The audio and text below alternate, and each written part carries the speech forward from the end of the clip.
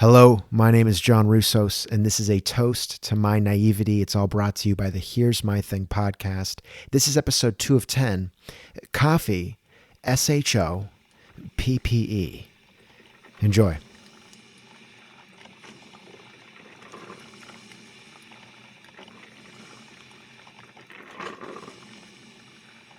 I want it to be clear that before I found the coffee SHOPPE and after my stay at what is the now social infirmary, I tried my writing luck at a couple of other places. The first was just another cafe a bit farther away, so much so as to make driving acceptable. It's run by a man who has more hair on his face than he does on his head, and he's tall, maybe 6'3".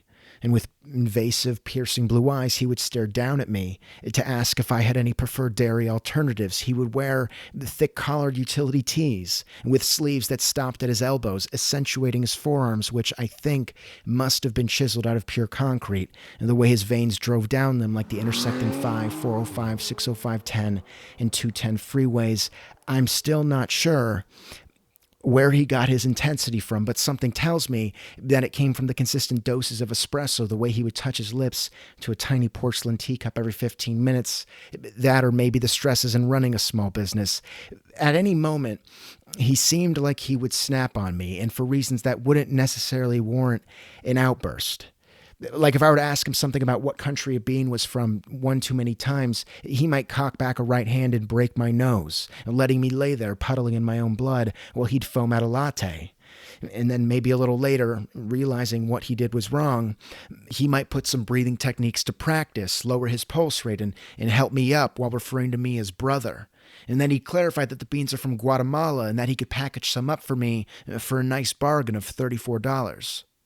It was the overall energy of the shop and how it didn't have walls, but just tall windows that steered me away. It's the early fall, and the sun still strong, so strong that it would invade the cafe's privacy from sometimes 4 to 6 hours a day. It would force people to squint and slide on fake Ray-Bans indoors. It would glare into my computer screen, and in doing so, it would pull the tarp back on a field of dust mites. And when this would happen, I could hear my sinuses start to scream and flood. And when they do this, I'd start to heat up, and then I would let the side of my face field a couple bullets of sweat. I'd panic. And then I would get out of my seat and I would call out to the other members of the cafe. I would ask for a Claritin or a fucking a Zyrtec, or the one that starts with an A, and an Allegra too, please. Something, please. I would say that.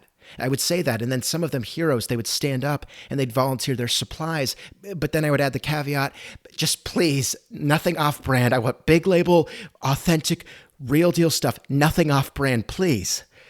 And when I would say that, they'd sit back down and duck their heads in shame for choosing the more fiscally responsible option, leaving me to sniffle and itch for the rest of my stay. That happened 2 times. 2 times too many. And so I tried another place, this time across the river, down at City Center, on the 8th floor of a luxury hotel. And it was on the 8th floor of this hotel that there was a sort of atrium. It served as a lobby, lounge, bar, and grill, and it was decorated with mid-century modern furniture and other pieces of expensive but debatably indistinguishable art. In the bar and grill, by the way, it was really more of an espresso bar and grill. They readied the coffee classics, but also held Coors Light on draft. They crafted cocktails and served things like hush puppies. Hush puppies and oysters. They had chicken wings too, and they tossed them in the buffalo, habanero, even lemon pepper sauces. But I wouldn't eat when I was there. The food looked incredible, but I wouldn't eat. I would treat myself to the fancier water that they had on tap. It was the fancier complimentary water. It was the kind that sits with ice and mangled pieces of second-choice fruit. Never the common ones, and more often the pears, the dragon fruits, even bell peppers. It really was exceptionally pleasant. Almost too pleasant. The air, it was conditioned. All the people were attractive, and the couches, well, they looked like those that get no action homes or something that people use to suppress insecurities. They really were comfortable, and so comfortable that often I'd sit down to start a paragraph, then wake up 35 minutes later with sweat percolating at my brow, and one of the hostesses from the espresso bar and grill asking me if everything was okay. And she was beautiful. She had long legs and big Cabernet-colored lips, and she'd always wear these floral dresses that couldn't have been more than a few millimeters thick, and her hair, it was always pulled back by one of those clamping clips, and she had bangs that you'd quicker see in a 90s sitcom. She'd pass me a towel to dab at my brow, then ask, Can I get you anything to drink? Still or sparkling water?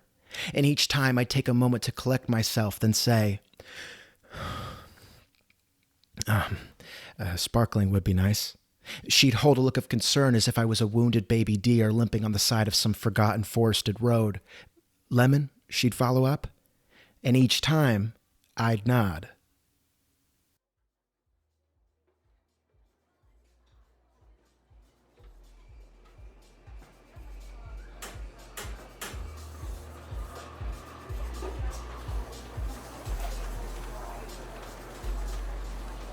It took me a few days, a few naps, and many ounces of the bubblier water to realize that the 8th floor of that hotel wasn't a working environment, but more somewhere for me to lounge when I'm feeling glamorous, which eventually led me to finding this coffee, SHOPPE. It's about a 20-minute walk from my apartment. I pass a school, an empty office building, an up-and-coming grocery store, a plaid pantry, and a karate studio on my way there. And after my walk, once I'm inside, I almost immediately chuck my belongings at an empty booth, if there is one.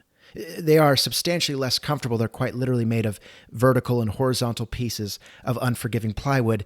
They do form a bit of a barricade from the rest of the store. It's the pseudo-solitude that puts them in high demand, making the larger selection of tables and chairs the more available option. And the tables and chairs, along with being out in the open, exposed to all sorts of background noise, they seem to come from whatever universe the Smurfs come from, as my laptop overflows on it. If I hit the backspace button too hard, that might mean upending the machine entirely. And so for this reason, I usually see myself to the bar, which might be the worst place in the shop to sit.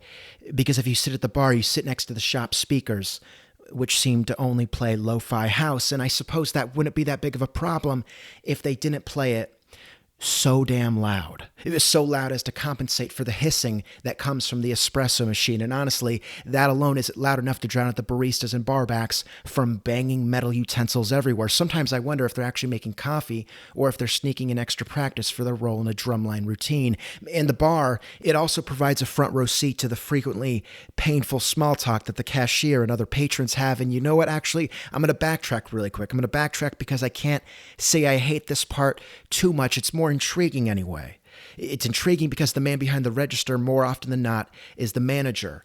And this manager looks like Orlando Bloom if Orlando Bloom wasn't into acting, but instead into fixing up older Subarus and leather-bound sandal tans. I don't think he actually takes his hair to the barber as much as he just chops at it with a hatchet, and his goatee, it looks like it sleeps strangled by a piece of elastic, the way it curves and contorts, but it's so thick, it's like he snipped off the tail of an unsuspecting mule and then hot glued that to his bottom lip. And I say intriguing because this man wears so much corduroy. I've only seen him in corduroy, and he has a very high-pitched voice too, something that he doesn't shy away from as he talks loud, only knowing a volume that catches the newer customers off guard. It's very hard to miss on its own, and even more so considering how busy the shop gets. The shop carries a great deal of buzz over what is a apparently newly minted beverage, their sarsaparilla latte. Sarsaparilla, it's a primary flavor in what most of us know to be root beer.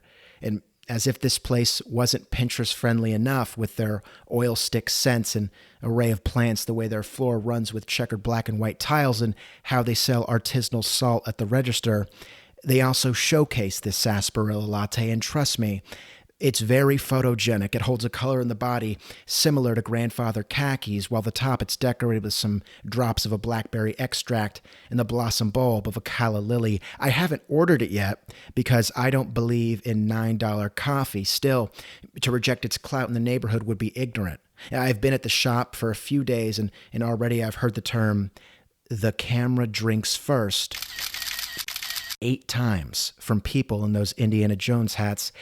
Really, the whole place, it's a conjunction of color-coordinated Instagram chaos, but then you have to factor in the tireless repetition and the bristles from the manager's facial hair, and that brings forward a weird sort of balance. It's extra, it's monotonous, all in the same breath. I'm reminded of it each time the manager calls out the drinks, the way he says, "sarsaparilla latte for Shaughnessy." And each time he does this, I watch him. I'm waiting for him to break into an expression that screams, "What the fuck is sarsaparilla? Here's an idea. Root beer latte. Root beer latte. Root beer latte. It's a root beer latte.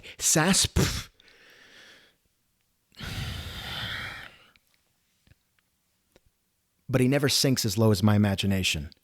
He just passes them their drink, gives them a nod, then bangs out the exhausted espresso bits into the trash.